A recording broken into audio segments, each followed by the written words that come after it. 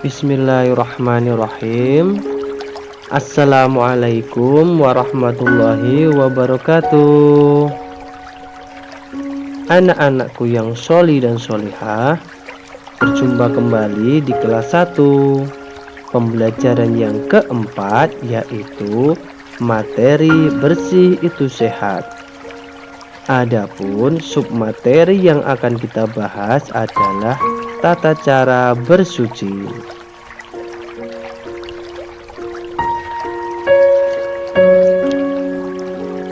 Sebelum kita mulai pembelajaran kali ini, marilah kita berdoa sebelum belajar agar Allah memberikan ilmunya kepada kita semua, sehingga menjadikan kita anak-anak yang sholih dan sholihah.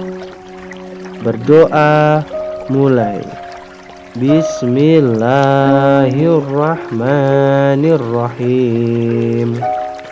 Raditu billahi rabba wa bil islami dina wa bi muhammadin nabiyya wa rasula. Rabbi zidni ilma warzuqni fahman, amin. Ya anak-anakku sekalian, semoga dengan kita membaca doa sebelum belajar, Allah akan memberikan ilmunya kepada kita. Amin amin ya robbal alamin.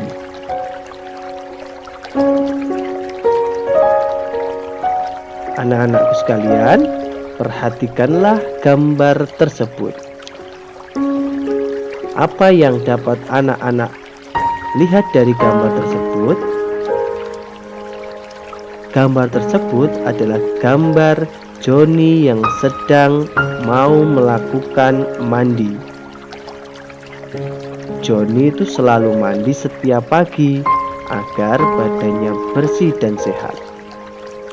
Nah, anak-anak, ketika pagi juga harus rajin untuk mandi agar badannya sehat dan juga segar.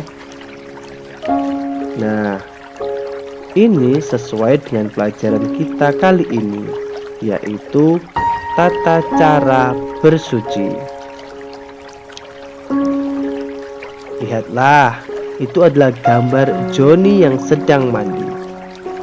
Mandi itu merupakan kegiatan yang menyenangkan.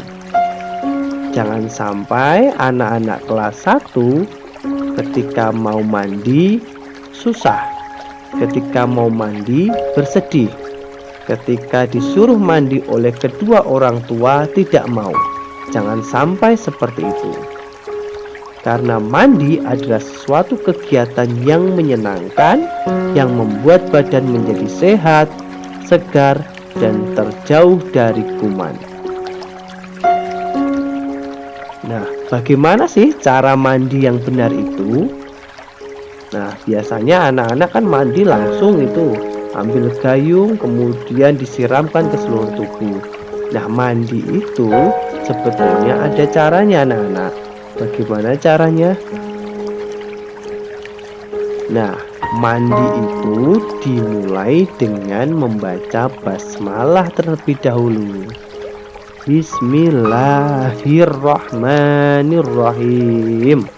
Nah, jadi sebelum mandi itu kita baca basmalah terlebih dahulu, yang kemudian dilanjutkan dengan bersihkan anggota badan.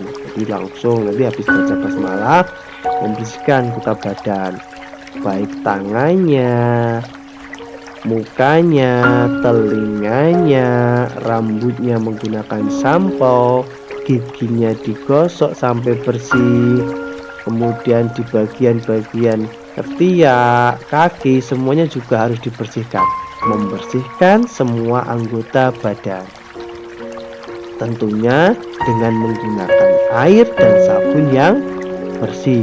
Jangan sampai kita mandinya seperti mandi bebek, biur kemudian selesai. Jangan sampai seperti itu. Jadi badannya diguyur menggunakan air sampai rata, kemudian menggunakan sabun, satu persatu badannya dibersihkan menggunakan sabun. Nah, setelah selesai mandi, Anak-anak jangan lupa untuk mengeringkan badannya. Keringkan badannya dengan menggunakan handuk. Jangan sampai badannya masih dalam keadaan basah terus memakai baju. Itu tidak sehat. Jadi harus dikeringkan terlebih dahulu menggunakan handuk. Nah, begitulah tata cara mandi yang benar. Pak ulangi, yaitu membaca basmalah terlebih dahulu, kemudian bersihkan anggota badan dengan air dan sabun sampai bersih. Setelah selesai, baru dikeringkan dengan handuk. Selesai. Nah, itu adalah tata cara mandi. Yang kedua, tata cara bersuci yang kedua yaitu adalah istinja. Gimana cara bersuci setelah istinja? Istinja dilakukan dengan air bersih. Ya, beristinja itu dilakukan dengan air yang bersih. Jangan menggunakan air susu, air teh, atau air kopi, itu nggak boleh. Jadi menggunakan air yang bersih, bisa air keran, air sumur, air hujan, air ledeng, dan lain-lain. Kemudian gunakan sabun agar lebih bersih. Jadi ketika beristinja, menggunakan air bersih ditambah menggunakan sabun agar lebih bersih. Selanjutnya, setelah selesai beristinja, cuci kedua tangan dengan sabun. Cuci kedua tangan dengan sabun sampai bersih, kemudian dibilas.